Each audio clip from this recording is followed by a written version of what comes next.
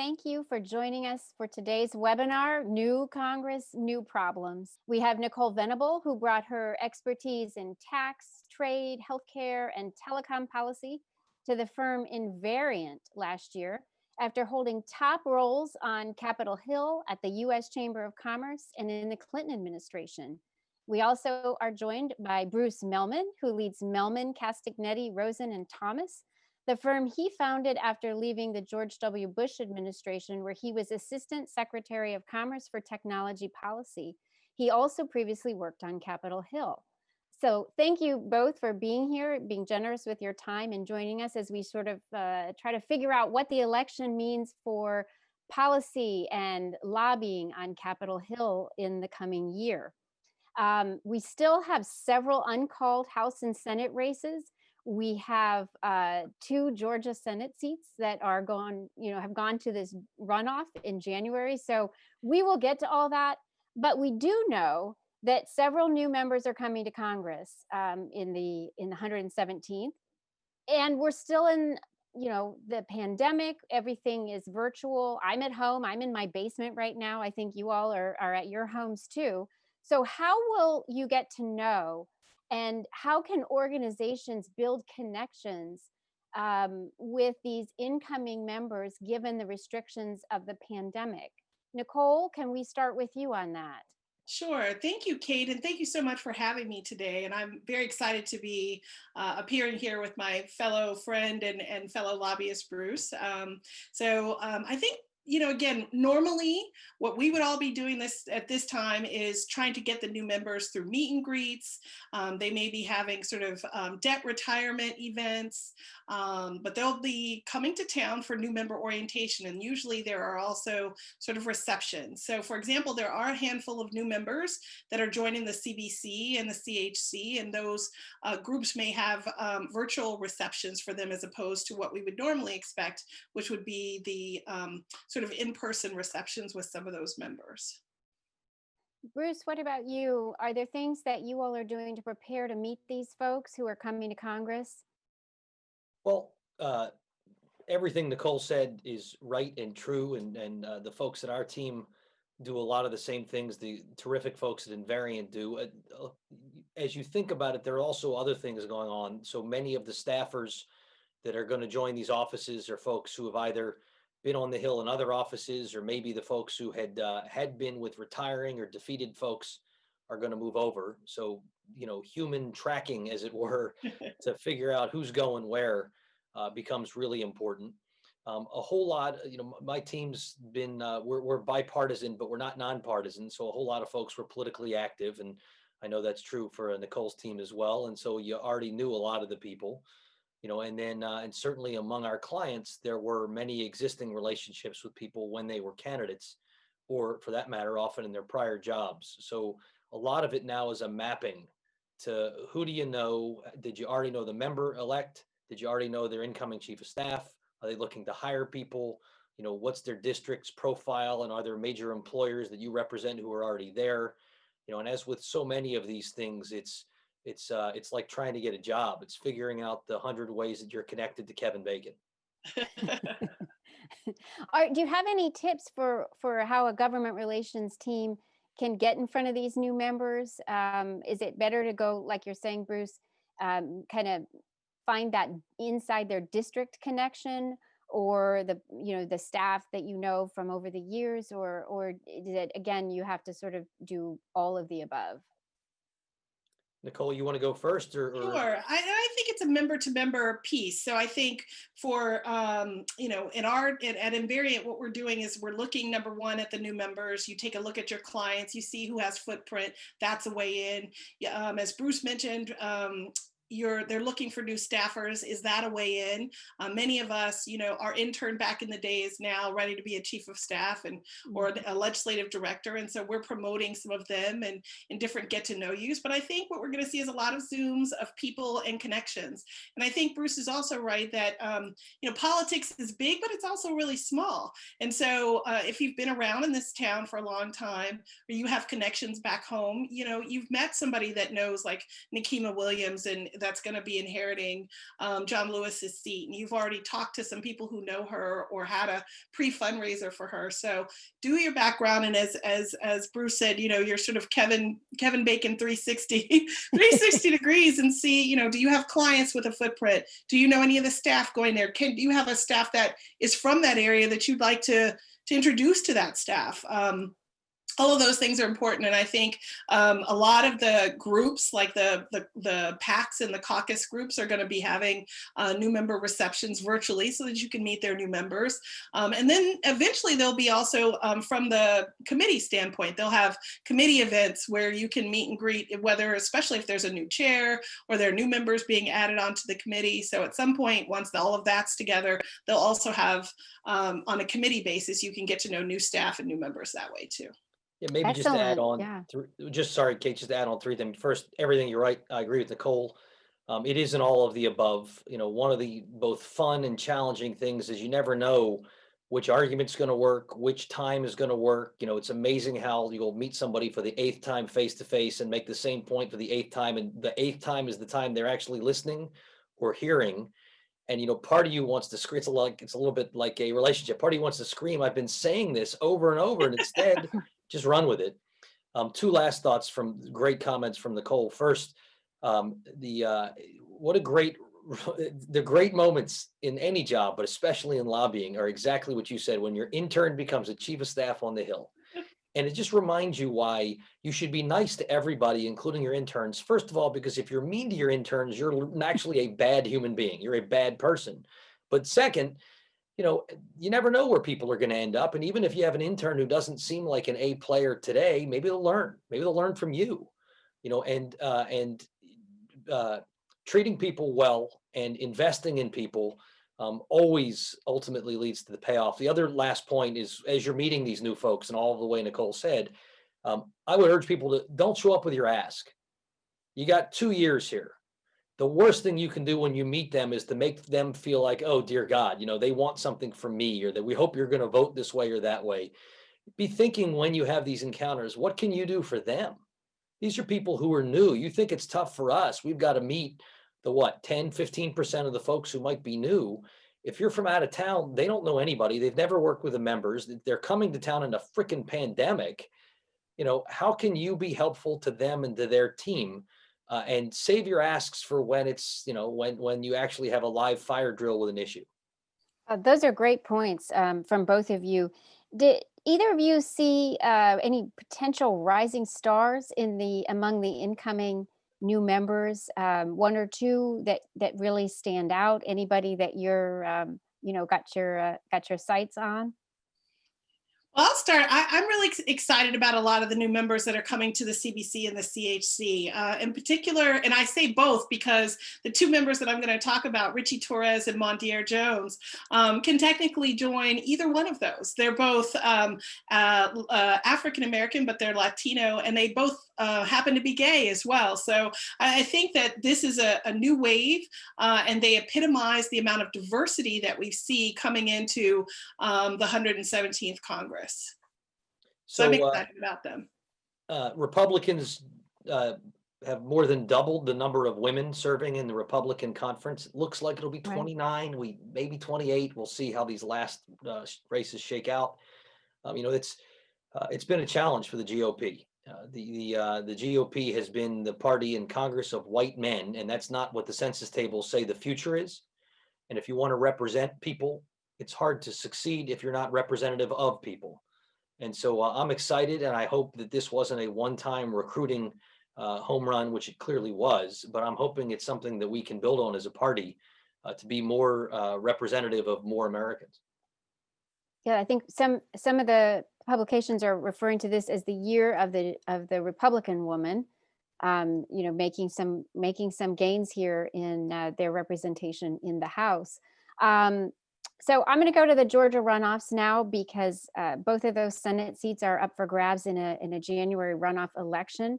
So everybody's kind of focused on that, what's going to happen.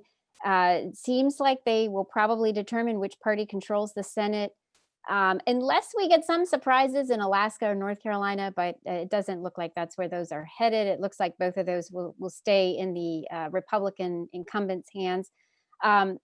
Can either of you talk a little bit about how much lobbying groups are getting involved in those races? I was on a call yesterday, Nicole, with your former employer, the U.S. Chamber of Commerce, and they are planning to get involved on behalf of the Republican candidates there, the incumbents, in those races. I'm wondering what you think. Should most groups, organizations that have a lobbying agenda, just put all kinds of focus into these Georgia runoffs, or is it better to kind of sit back and wait, see what happens to formulate your Senate plan? Nicole, do you want to start with that one?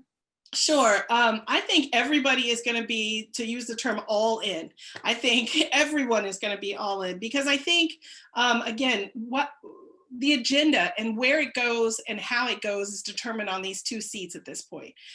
So if you're really interested in whether it's doing policing reform, if you're interested in voting rights reform, if you're interested in the Violence Against Women Act, if you're interested in whether or not we're going to stabilize the ACA, it matters who gets elected in Georgia. And I think you're right that you're going to see everyone weigh in. So on the one hand, you're going to see everyone from the U.S. Chamber of Commerce, but you're also going to see Planned Parenthood of America.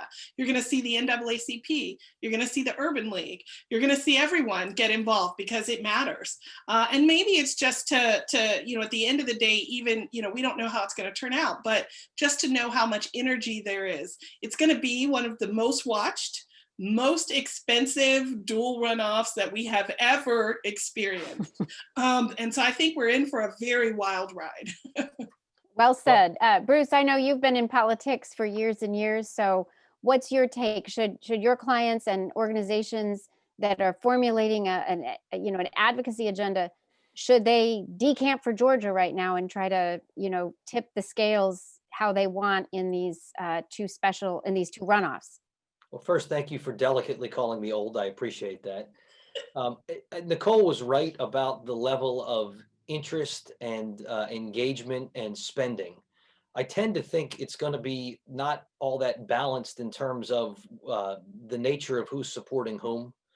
Nicole identified a whole bunch of groups that will absolutely be on the Democrat side, but I think business community is going to be overwhelmingly on the Republican side. Partly if you don't have a progressive agenda, then you might want one of the three, the House, the Senate, or the White House, to be in a different party's hands to be a bit of a break on the other two. If the Senate were 50 Democrats and therefore ties broken by a Vice President Harris, and the House was led by the Democrats under Speaker Pelosi, and the Democrats are in control of the White House, for a lot of businesses, there'd be a worry that through reconciliation in particular, that could lead to a very aggressive, progressive agenda. As a rule, business, I think, is walking away from this election feeling like, they did pretty well. There is a break on the administration, but a probably return to more competence, to more calm, to more predictability from the executive branch. And so how much that translates to going all in politically after we all just sprinted full speed through a pandemic for as many months as we did, we'll see. But dollar-wise, I would think the business donations are going to be extraordinarily lopsided this time. And Kate, can I also comment on that? I know that there's been a lot said about, and I don't disagree with Bruce and where he, that's where most people tend to be. But I would put in a plug and say this. I think also with Biden, you have to understand that this radical, progressive sort of agenda does have a check on it there too. Biden in the primaries was the moderate candidate, and he didn't, people didn't just drop out of that race. He actually won it. And I think that even though President Trump showed a lot of strength in certain places, so did the Democrats in places where moderates were speaking. Jamie Harrison was a moderate and did as well as he did in South Carolina. You see Cunningham did as well as he did in North Carolina. You see Georgia looking, and in fact, we went to 2 runoffs here in Georgia. So, I think that there was a lot of heated conversation about a really radical progressive agenda that was happening. But, again, Biden's in the White House, and I think you're seeing tightening up in the House. So I think my hope is that we'll see a time of renewed sort of bipartisanship. I think when Bruce and I were both on the Hill, we can remember fondly days of bipartisanship and legislating and, having actual conferences, things like that, where people actually, horse traded these things out. Everyone didn't get what they wanted, but people got a little bit of what they wanted. I think the fear that some people should have is that if you have a Senate that believes its mandate is just to say no, we're going to have issues again too with that, because again, we've seen the limits of what executive order, legislating through executive orders can do, and there could be, a bunch of those. We've sort of, Trump has led the way in sort of the number of executive orders that he's done. So, business isn't completely out of the woods yet. And I think that there might be some advantage of having a mandate in the Senate where people are supposed to work together sort of more productively. And again, I think that's what Biden and Kamala Harris have signaled in their initial speeches. So, well, yeah, so I'll agree in part and disagree in part. I very much agree that Joe Biden, his brand is as a moderate, and I share your overwhelming hope that we can see bipartisan cooperation on legislation. It's always been frustrating that you and I know so many of these members,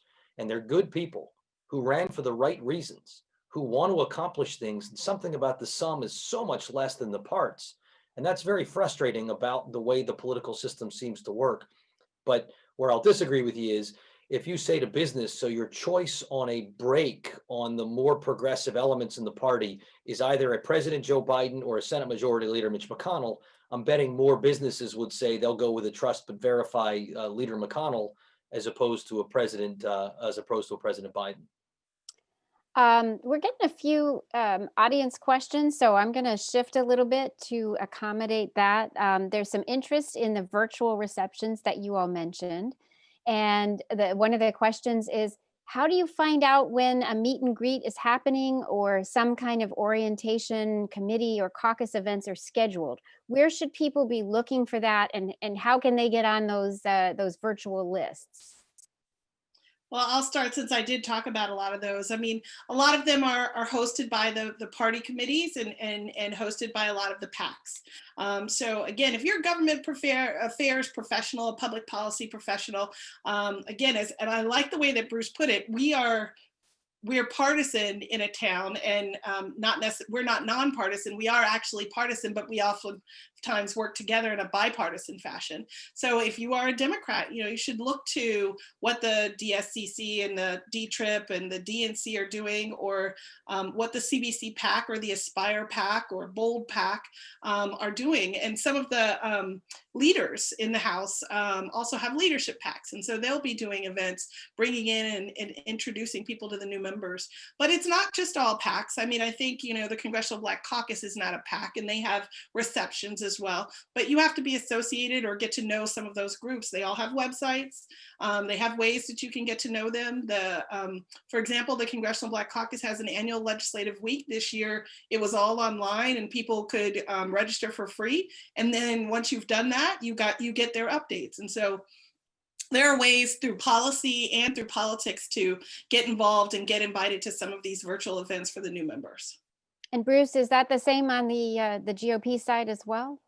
Yeah, I think what Nicole described is not in any way, shape, or form partisan. It's the blocking and tackling of doing the job. I mean, great lobbyists like Nicole and frankly, less like me, but like a lot of the people on my team, like my partner, Elise Pickering, like people and are social by nature. I'm actually often finding that by being stuck here in my home office, I'm getting a ton more done. But a lot of my happy days in the old days were closing the door and banging something out that I might be writing. And great lobbyists, unlike me, are far more social about it. At the same time, one thing maybe just to add, because Nicole listed a whole bunch of good groups. If you work at a company, you probably belong to some trade associations. The trade association's job right now is to be inviting new members and new chairs and returning members and their chiefs of staff and others to come speak. What do you plan to accomplish this year? The world of Zoom and video conferencing, on the one hand, it's a little frustrating. I think of it like diet soda. It gets the job done, but the sweetness is just wrong. It's just not quite the same. On the other hand, maybe like diet soda, you can drink like 20 of them and you're not going to gain any calories. And so you can do so many more things, you know, and what I find Zoom is actually better for are the meet and greet type gatherings, or, you know, where in the old days I might do an event and I might have an author of a book and I might, you know, work my tail off to get 30 people in the room. And it was so much effort. People wanted to go home and all. And now I'm getting hundreds of people on these, and it's, you know, it's an hour from wherever you happen to be. And so I think you are seeing, and we're helping many of our association clients, and you're going to see more trying to organize events, trying to have Zooms where they can do one or two in a day, where it's just so much, it's, you know, it still takes time from the newly elected members, but it takes less time. Yeah, those are great points. And I agree. We're all on a little Zoom fatigue, but we can fit in all kinds of things that we wouldn't otherwise be able to physically get to and from. And we do have some other questions along those lines, and we're looking at, you know, as the new Congress gets set up. I know both of you have touched on a little bit the idea of divided government, which it seems like there will be. You know, even if Democrats were to win both of the Georgia Senate seats, it would be the very slimmest of margins in the Senate. The House will also be a more narrow margin than is in the current Congress. So can you talk a little bit about, you know, those the dynamics within both parties, the potential for bipartisanship, and also, does anybody have any sense for committee assignments? What's happening, you know, behind the scenes right now? Anybody angling for committees? So I'm throwing out a bunch of questions, but maybe we can start a little bit with the committee assignments. Who's going to be there? Do we have any way to know that? We have a few gavel races, particularly on the House side. So Nicole, are you getting any sense on any of the important, you know, who's going to hold the gavel in some of those committees? Right. So what's happening now on Capitol Hill is actually sort of a cascade of events. So we're actually focusing on leadership races right now. So once you have the leadership races sort of settled out and taken care of, then you'll start looking at, you know, the gavels. For the Democrats, traditionally, we go much more on a seniority basis, but not always. And I think that, you know, we've got a couple of committees where people are watching. We have the House Agriculture Committee because Colin Peterson lost. So there's some vying going for that. There's some vying for the powerful House Appropriations Committee, the House Foreign Affairs Committee, just to name a few. So those are big committees. They've got lots of large remit. And I think once you sort of see where the seats and where people land on the leadership races, then you'll see how things are going to work out for those chairmanships. But again, we tend to value and place a lot of value on seniority. But I also think what's new in the 117th is a value on diversity, equity, and inclusion. And I can't sort of underestimate that, because I think a lot of the candidates that I know that are running both for leadership offices and making a play for potentially some of these committee gavels are making the arguments based on that lens, on diversity, equity, and inclusion. And right now, I mean, the House Democratic Caucus is one of the most diverse. The largest caucus in the Democratic Caucus is the Tri-Caucus, made up of the CBC, the CHC, and the Asian Americans. So again, there's seniority, but there is also a thought and a sort of eye to this DEI lens that needs to be placed over the House as well. That's a great point. And Bruce, when you're looking at the Senate, I think you were around, as was I, the last time we've had a 50-50 Senate. How will they put together? We've had some questions that came in, you know, the Help Committee, Senate Finance, who's in line to chair those? If we're in a 50-50 Senate, how does that work out? And if it's still in Republican hands, do you have any sense who might be in line to chair those two committees? So ratios aside, I mean, obviously, whichever, if it's 52-48, there'll be different ratios than if it were 50-50, I would imagine. But as I think about how it's likely to go, it's when it was last 50-50, there were non-filibusters. There was more of a, it was, you know, 2 decades ago, they were more practiced at collaborating and working together. one of the many things that was really bad about getting rid of the initial getting rid of the filibuster on certain noms to be followed, that was the Reid removal. And he said he did it, and I understand this because he was frustrated at the inability to put people in the jobs that were necessary for the Obama administration, to do their job. One of the many collateral damages, though, is it suddenly gave permission for everybody in the out party to vote against everybody. And so you started seeing some Republicans, you saw it for almost 4 years with Senator Gillibrand, of just vote against every nominee. Why? Well, I can. And it allows you to show kind of purity, as opposed to the way the Senate used to run, which required more collaboration and more recognition that you're not going to get everything, but that administrations need to have their people. It's going to be a test for the GOP. I think you're going to see a split within the ranks between some who are going to take that sort of Gillibrand vote against everybody, claim that President Biden is somehow illegitimate based upon evidence that at least so far hasn't materialized of anything happening in the 2020 election, but just oppose everything and try to slow everything down.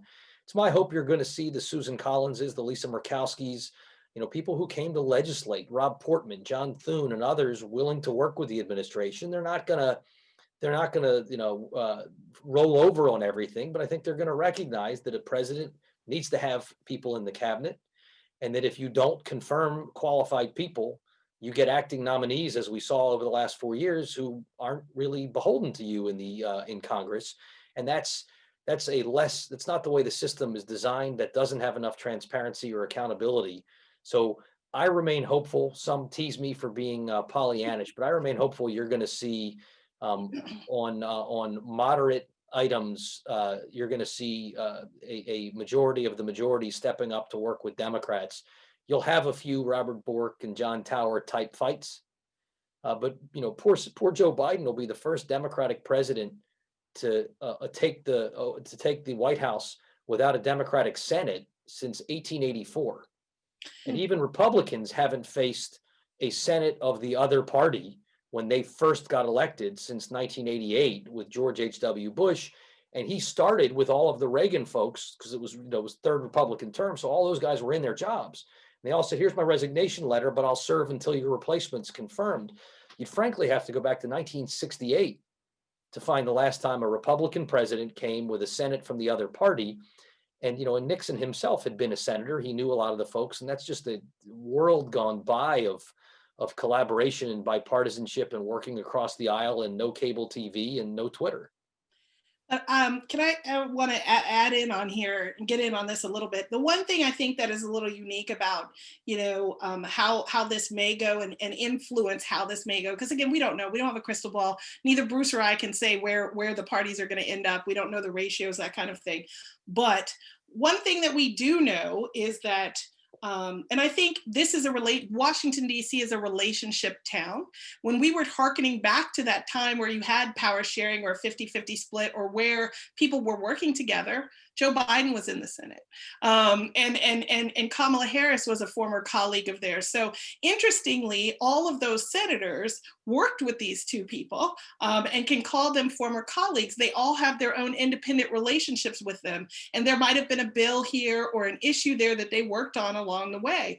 And so I think that may be sort of a little bit of that intangible thing that we don't know if that will make the difference on a couple of things, whether that is, the next COVID relief bill, or whether that's an infrastructure package, or, that they will come to some agreement on, really trying to give an appropriate cabinet so that you can have, security and legitimacy, and that we can have a functioning national government. So, again, to Bruce's point, people come to Congress with all the best intentions. They're good people. They want to legislate. They want to do and represent and bring things home for their constituents. And if, again, there's a Senate that's just saying no, they're not able to take anything home either.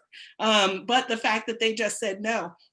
So I actually do believe that some of that secret sauce and those relationships that Biden has built and that Kamala Harris has built, and even that their staffs, Bruce, you can look at a lot of the names. We're going to see, potentially the beachhead teams announced. There's not a ton of people we don't know, and not a ton of people who haven't been here before and done this. I mean, even Ted Kaufman, a former senator himself, like these things matter, and matter in terms of like the amount of trust that you have if you have to, the trust that you need in order to work across the aisle, and the experience like working that way, that actually can put people in a room and hammer out a deal. And they don't have to go learn all of that from scratch. So again, if there's any optimism there, I'm not saying that the hurdles are not daunting and the challenges are not there, but that's what keeps me a little bit, optimistic. And again, I love being a lobbyist, and so I'm just excited to see what all of this is going to do. And people like Bruce and I and other government affairs professionals, we're going to have a lot of work to do. A lot of work. You mentioned infrastructure, which we've been hearing about the potential for an agreement on infrastructure for years, but it could actually materialize with a Biden-Harris administration, and regardless of who controls the Senate. So there might be some promise there. What about immigration and what about healthcare? Those are two other areas where we see tons of interest in shaping policy. Do either of you see the possibility of bipartisanship on immigration and or healthcare policy? Bruce, you want to take that one? Sure. So you mentioned three: infrastructure, immigration, healthcare. I am, I guess, of the three, most hopeful on bipartisanship on infrastructure. It's more about how much, I think, than about whether. Generally Republicans get more fiscal hockey when we don't have the White House. So whether or not there will be a more modest price tag brought forward remains to be seen. But I'm betting infrastructure weeks in the next 4 years may be more productive than infrastructure weeks in the last 4 years. And particularly with an economy where we clearly need to have a sustainable and sustained recovery, I think you're going to see a lot of opportunity for investing in the infrastructure that we know we need, bridges falling down, lead in the water, but also a smart infrastructure and ways to leverage the opportunities for technology to make our country both more resilient and more productive. So I'm most hopeful there. On immigration, I presume that will mostly be through executive action, reversing a lot of the things the Trump administration did, attempting to the extent the Biden administration can to revert to where the Obama administration had perhaps left things. I've long thought there is a deal on DACA, and I think there may be, I think something like comprehensive will be harder to get to. The Marco Rubios of the world tried, and that was a challenge for him in the 2016 primaries when he was with John McCain and some others. And so I think there'll be fewer brave souls trying to come up with a Reagan-esque comprehensive solution there. But I'm hopeful that we're going to get something like DACA done. On healthcare, question number one, all the news, I haven't read anything other than I saw the news alerts that it sounds like the conservative majority of the Supreme Court, at least in the way, what they were asking and how they were asking it, according to the Supreme Court watchers, isn't about to blow up the Affordable Care Act, which I guess I start in the middle of a pandemic saying that's good. And maybe there are better healthcare systems that can be designed, but until there is a better healthcare system that is out there and that it's an available thing, I'd rather not see people lose insurance coverage. The Biden administration will try to fix the gaps, to repair the breaches that perhaps were allowed, but also, it was clear early on that you'd like to have a technical corrections and other things to make the Affordable Care Act work better. I think if it's a big macro expansion, a lot that you heard in the Democratic primary, that's going to be a very tough sell in a Republican Senate. I think if it's a narrower, here, the COVID experience highlighted some really bad safety net gaps. I think Biden, again, he may be the only Democrat who's actually capable of keep it moderate, keep it incremental, keep it small. His mandate is narrow to start with, turn the temperature down and address COVID. And his ability to do more in all of these areas starts with how's he doing in measured by the two things he was clearly hired to focus on. And I'm hopeful. First, I'm hoping that he can help the nation with COVID, get this promising vaccine out and hopefully get us back on our feet collectively. And ideally, with COVID as the first year lens through which everything is seen, we'll see a return to the bipartisanship Nicole described. It will be like trust building. They will have worked on things together. The things will have gone well. It's why Rob Portman and Amy Klobuchar work together so well, and they're friends, because they've worked together before. They didn't start huge; they started small, and you could see healthcare rising because of the huge problems that were exposed. But I think they need to start by keeping it to the COVID aspect. And can I add here? I think that, again, even your question is very much sort of in the frame, and I don't disagree necessarily with anything that Bruce said, but I just want to sort of tweak the frame a little bit, because again, in talking with folks who are more engaged with sort of the Biden administration and some of the House Democrats, if you look at so your frame was, okay, you're going to have, the potential for infrastructure, potential for immigration, potential for healthcare. But I think actually where Bruce ended up is where more of the Democrats are talking about issues. The pandemic is the lens. Number one, that's the big thing. But if you look at the HEROES Act, part of the reason why it was almost a $4 trillion bill is because the Democrats took the larger view that infrastructure and other structural issues, where you're talking about safety net gaps, gaps in sort of education because of broadband, how do you help workers who may be displaced by the pandemic? There were things in there that addressed that. And even a question about what do you do with like H-1B visa? So there's some things there that look at infrastructure, in healthcare infrastructure, in broadband infrastructure, in the traditional sort of transportation, but also sort of workforce infrastructure, those kinds of things. And if you look at it from that perspective and that lens, you can actually almost see a sort of just, oh yeah, we can, there's a way to move forward on these issues, as opposed to the frame of, okay, do we want more immigrants in here or don't we? Like that's maybe not the question. And I think it goes to Bruce's point. We're going to look at where we have the consensus, where we've really seen problems, and try and fix those incrementally that make sense from that larger lens of both recovery, the pandemic, and what is really infrastructure. Because again, it's not just roads and bridges. If you look at what's coming in, how it's being delivered to people, there's much more there in terms of how we're getting things than just, whether or not you can put trucks on the road and what our ports look like. So there is a conversation, I think, about what infrastructure means and what pandemic response means as well. And I'm gonna be the optimist on here. I think there's room to have, I think, bipartisan, substantive discussions. That's, I think, what Biden said he was going to bring to the table, and that's what they're going to try and do. Well, and you make a great point, Nicole, about that these don't have to be looked at as issues in their silos, and that if you look at these as problems to solve.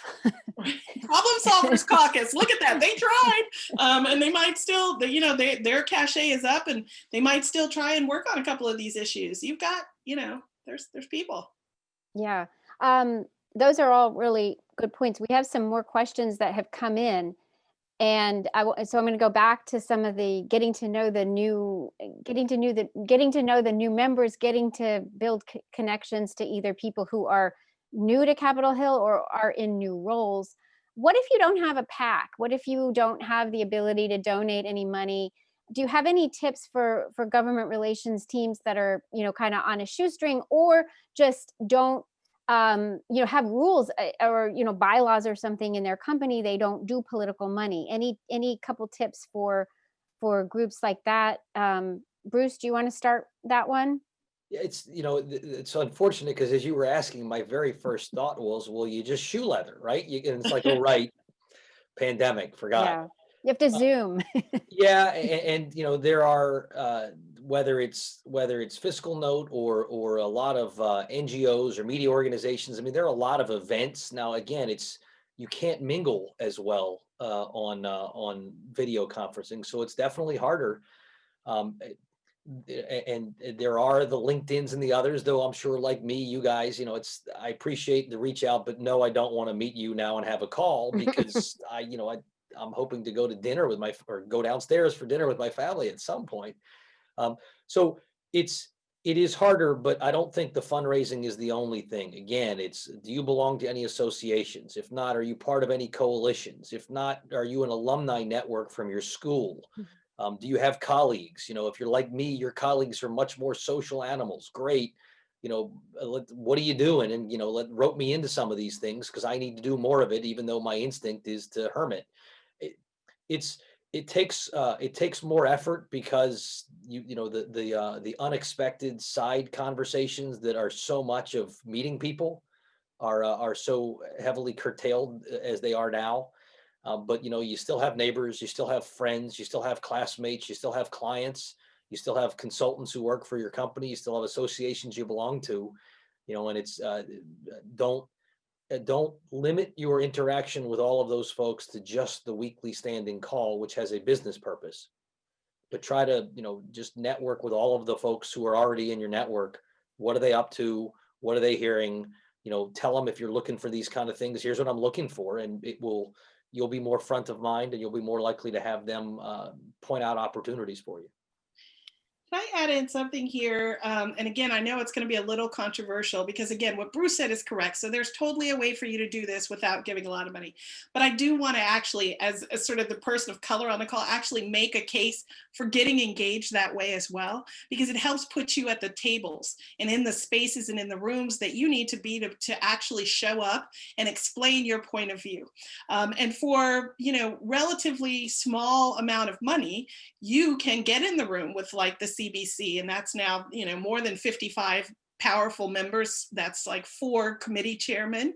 And as an individual, because we don't have a PAC, as an individual, it's $2,500 a year, and it gives me access to all of those members in several different times, and you can pay on a monthly basis. So there are ways to break it down. So I just want to, again, my argument there is, especially for women, young women, people of color, you want to be in those places and spaces. And as a government affairs professional at the federal level, this is a part of what we do. So, start making plans, budget for it, and there's a way to break it down. But I do want to put the pitch in for that, because I think it's important to be, like I said, in those spaces and places. Well, and we've certainly seen a dramatic rise of fundraising over this this recent election cycle. Small dollar Donors. Yeah, where we used to be, where Bruce or I would only get asked to give $500, $1,000, or $5,000. I mean, you can get into some of these Zooms for $25 or $50. So again, that's an aspect of this new normal that is creating more access for people. So I think, especially in this time, people should take advantage because again, we're going to be in this pandemic for the foreseeable future. The near term, the foreseeable future. So we've got to adjust. All of us have to. Well, and maybe just one thing, Nicole, I'd love your thoughts because these are virtual events and therefore you don't have the chat over, getting the glass of wine or eating the stand-up food, the cheese on the cracker. I don't know if you have thoughts on if folks pay the $25, they attend the thing, who'd they really meet? They heard somebody, but who'd they meet? And how might they, leverage the investment and the time to follow up? I'm interested in how you do it because I'm in a different part of my career at this point. Although I would advise that, as somebody who sometimes appears, I really, really appreciate people who might follow up and send me a note, not asking me for something, not asking me to spend one of my nights and have dinner with them or something. But what I try to do, what I advise folks to do, what I appreciate done is when folks at least follow up with me in a not making me do anything more, but maybe reflecting upon something I had to say, or maybe something that, so I'm interested in your thoughts. So some of the tips, again, you're right. These, some of these are still cattle calls, right? That's a term that we use where you have a member and you would have a room of 100 people and you're like, okay, I've paid money. Does this member going to remember who I am? But I think one of the things about getting into some of the Zooms, there's a lot of sort of, I don't know, I consider myself very much a networker and I focus on that. So one of the things when I get into these rooms, number one, I see who else is there because you can kind of connect with other people that way and know who they know.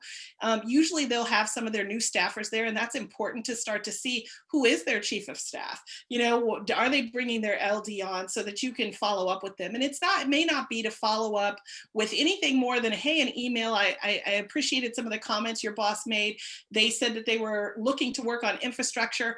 our company does this and we want to be a resource for you, just to leave it with them as an email, as a follow-up. And the other thing I think is that a lot of the Zooms are being more creative. Bruce, you mentioned the sort of wine or other things. I've been on a couple of wine tastings with members.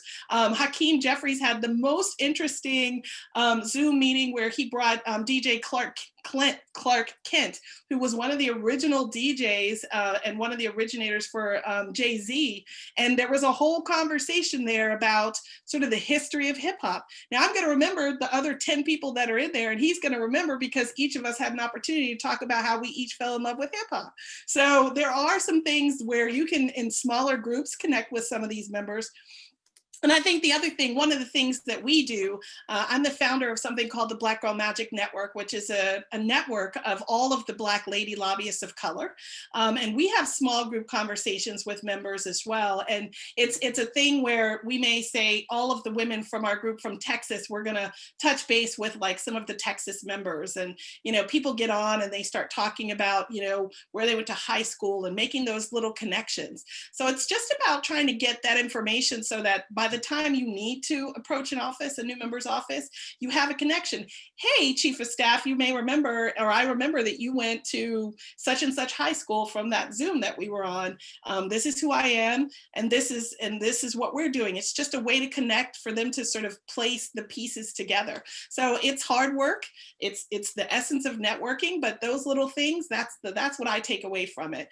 Each of those little pieces and parts, and I sort of stitch them back together again. And by the time I come to you with an ask and we're getting on the Zoom for the first time, you and I hopefully are old friends. Yeah, and you know, that's maybe my just goal. that's awesome. I don't disagree with the thing. Maybe just to add, and it's, I don't know if it's creepy or nerdy, but what it means in part is the value of keeping kind of notes and records. So if you heard from somebody who presented or who spoke and you want to follow up, first advice is don't follow up and ask to meet. Follow up and whoever it was, whatever they said, say something nice about it. Maybe send a story or like, you know, I saw this seems right in line with what you had to say. Try to begin to develop that positive relationship where you're not asking them, you're not making their life more difficult, but you know, your email becomes one that, you know, again, don't do it daily. That's a stalker. But if you've had a few of those conversations, and keep your notes, what they talk about. So if they talk, I mean, the hip hop thing, you're never going to forget because that's so different and cool. But maybe they talked about something a little bit more mundane, but if you can remember, or even they talked about their family, just to remember those sort of things, people appreciate you listening to them, and they appreciate you remembering things about them. And even if your memory needs to be refreshed with records and notes, you know, that as an effective lobbyist, maybe you can keep it all in your head, but it's certainly more helpful. You know, I know FiscalNote, and I'm not here to plug the stuff that they do, but at the same time, part of the genius of what FiscalNote has figured out is to take what Salesforce might have built for sales and to build it into GR so that, you know what you know, and your team knows what you know, and that conversations don't always go back to zero, but they start on the shoulders of the last 5 conversations. You know, and a lot of that is just being organized. These are all great tips. I really appreciate your getting into the sort of real detail about how to build these connections at this, you know, it's going to kind of a crucial but chaotic time. Looking at the policy agenda a little bit, Nicole, it seems to be there's going to be a smaller Democratic majority in the House. At least that's sort of the assumption we're going on. So with that in mind, what sort of factors do you think are going to go into shaping House Democrats' agenda? Is it going to be more of a progressive agenda? Are the moderates going to dominate? And what will that mean for business priorities then in the House?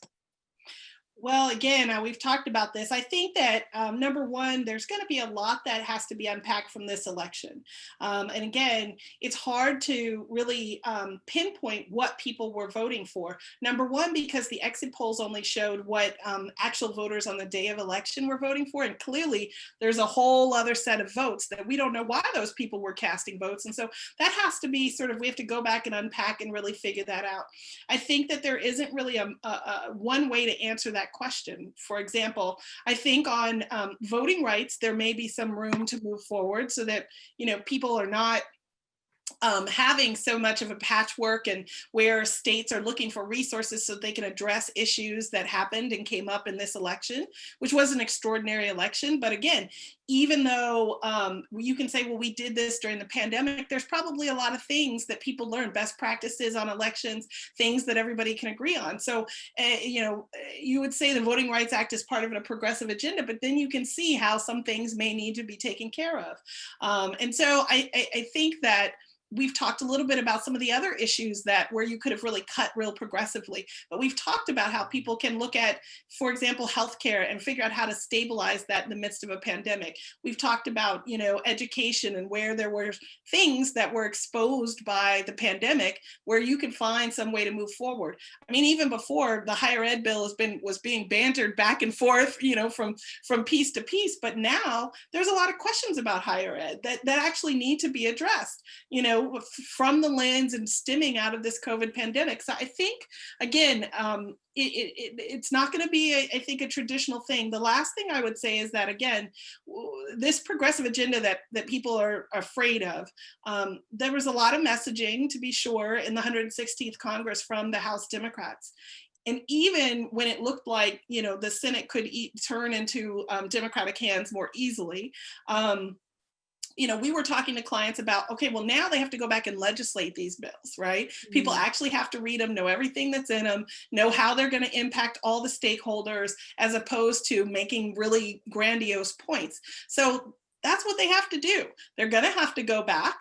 And if there are pieces that are really important to pass, and I think, again, it's going to come through that lens of the pandemic and infrastructure writ large, like what from those things do we have to pull? To Bruce's point, I mean, again, a lot of the things that business doesn't like in, say, a PRO Act may not be on the table, or on prescription drugs may not be on the table. But, again, I think the issue of what does a vaccine cost, who's going to get that, it's going to come up in a conversation about COVID. And you may have some conversation around that about the strategic stockpile, security, about pharmaceutical product.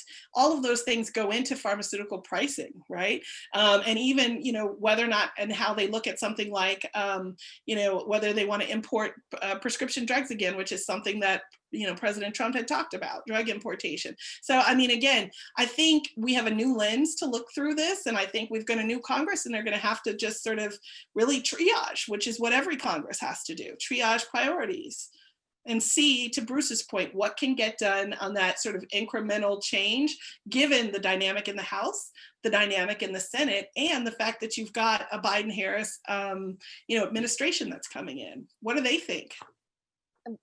Bruce, on the sort of Republican side, there was a question that came in from an audience member about some of the executive actions that the Trump administration has taken. Is Congress going to be looking at that? I mean, obviously, the president-elect Biden will be probably doing his own executive orders to roll back some of the Trump ones, but can you talk a little bit about, is there a lot of uncertainty about what might happen executive action wise, and whether things are going to roll back from, what the Trump administration had done? Well, you're right. You start with a President Biden would tear up a lot of the executive orders signed by a President Trump, the way a President Trump tore up a lot of the executive orders put forward by the Obama administration. So that's number one. Number two, regulatorily, you had seen a bit of a reverse. Now, there was the CRA, the Congressional Review Act, available to the Republicans in 2017. It's not going to be available to the Democrats unless Georgia surprises us twice in 2021. And while the Obama regulatory agencies and executive branch agencies would certainly likely stop a lot of the regulations, that'll be easy to do, that weren't finished, then try to reverse them or have subsequent rollback regulatory efforts. And that's when we're going to get into this battle between, will Republicans who will be confirming nominees demand deals about what they will or won't do regulatorily, which seems harder to maybe accomplish at an independent agency, but maybe less so at an executive branch, like HHS or somewhere. At the same time, if you don't confirm their folks, they'll just pull out the Trump playbook potentially and say, great, we put our acting person, they're a policy advisor, but they're in charge and they're going to do whatever they want until you get somebody confirmed that reports to you. That's not a healthy development, but what we always have seen is each administration tends to take whatever the last party administration did and say, if you've now made this an available weapon and we're going to use it, if you do to us what we did to you or whatnot. The last thing I thought I heard, and this maybe wasn't implicit in the question, Kate, is I think people need to pay attention. There's going to be a very robust oversight going on the Hill. Some of it will be bipartisan. So I think for pandemic profiteering, I don't think either party has an interest in protecting people who were selling stuff way marked up or otherwise doing bad. I wouldn't be shocked to see the equivalent of the Truman Commission, which I'm a history nerd. I'm not that old, Kate, but the Truman Commission kind of be reborn in a bipartisan look to who was making all the money, whether it's under PPP or others. The Dems will like it in part because a whole bunch of employees of these mega banks seemingly were getting loans who had no business getting loans. The Republicans may typically like the fraud, waste, and abuse stuff. And so you could see that. I think the Democrats are absolutely on the House going to have oversight about the last 4 years, how things were done. The minority in the House can't block it, and you won't have an executive branch that likewise is saying, take us to court or we're not going to comply with subpoenas. So a lot of what just happened over the last 4 years will come out as current or former employees of executive branch agencies appear to tell their tales. We've seen recently the Republicans, I can't remember I think they did subpoena some of the big tech execs after a hearing shortly before it when they threatened to subpoena and got them both times. And either way, there's going to be I think the comfort with demanding that business leaders come and explain themselves. Historically, that was more of a D move than an R move, but it's happening with tech and it may happen with more. So I would expect both sides, because you can, if you have control, you can have oversight hearings. It doesn't need an agreement from the other party. It doesn't need a conference committee, and it can often help big time on politics and even help bust things through. So I think the oversight lawyers out there and the folks who are experts in that are going to be very busy over the next year or two. Very busy. Nicole, looking at the incoming Biden-Harris administration, do we have any insight whether they're going to be receptive to hearing from lobbyists? Are they going to have, restrictions as the Obama administration did on, hiring former but recently former registered lobbyists into the administration? Or do we sort of know what they're going to be welcome to and what they might prohibit? We actually don't know, but I can tell you that lobbyists like myself and others, we've been making the case that, number one, if there were limitations, I think, and there were some good things and bad things that came out of the way that the Obama White House approached registered lobbyists. And so by the end, there were slightly different finesse views on that. And I think hopefully the Biden-Harris folks are talking to some of the Obama folks about that. That's number one. But number two, myself and others, we've been arguing, if you're going to be able to have diversity in the administration from top to bottom, the way that Biden and Harris have talked about it, basically you need to look at all of the expertise that's available and on the table. And that includes people who work for corporations and who are registered lobbyists. One of the things that we've pointed out is that sometimes, especially for lobbyists of color, our path forward looks a little different than some of our colleagues who are not of color, because we didn't have the ability to work for free or to just work for making little money. You kind of have to go into the private sector for a while and then go back here and go back up here. That's how you make it. That's how you sort of get up higher in through and how you're able to support a family and whatnot while you're doing it. The other piece that we've argued about is this pandemic. So again, there's been talk, well, we'll have maybe a 1-year ban or a 2-year ban. That doesn't necessarily make sense in the midst of a pandemic when you may have a registered lobbyist whose job or whose company went under, or they furloughed you or laid you off. And so you're not technically a part of that organization or that company anymore. Why wouldn't you consider them for the administration? administration, if they've had 15 years on the Hill and they've been downtown and sort of really know the dynamic of a certain industry, and they're not technically working for them, why would you impose a year-long ban on that person when you're trying to get people back to work in the midst of a pandemic? So we've been making these arguments to people. And again, we hope and we want the Biden-Harris administration to be as diverse as they've laid out the goals for themselves. And I think in order to do that, you're going to have to take advantage of all the expertise that's available. And that is a lot of people who have sort of been in these musical chairs. They may have worked downtown, they may have worked on a committee, they may have worked in the Hill, they may have worked at a nonprofit, and so on and so forth. So it's about all the expertise that's on the table. So we'll have to stay tuned on that. Really, really interesting and important insight from both of you. Thank you so much for taking time out of your day to join us. And thank you to everyone who tuned in. We really appreciate it as we try to navigate this new Congress and incoming administration. So thank you so much. We really appreciate it. Thank you so much for having us. And Bruce, it was just great to be with you. I'll be your sort of dog and pony show anytime. I was going to say, thank you for pairing me with the other optimist in Washington. The two of us had to run into each other somewhere. Right. We want everyone to leave with a feeling of somewhat of optimism heading into the new Congress. So thank you all and have a great rest of your day. Great. Thank you. Thank you.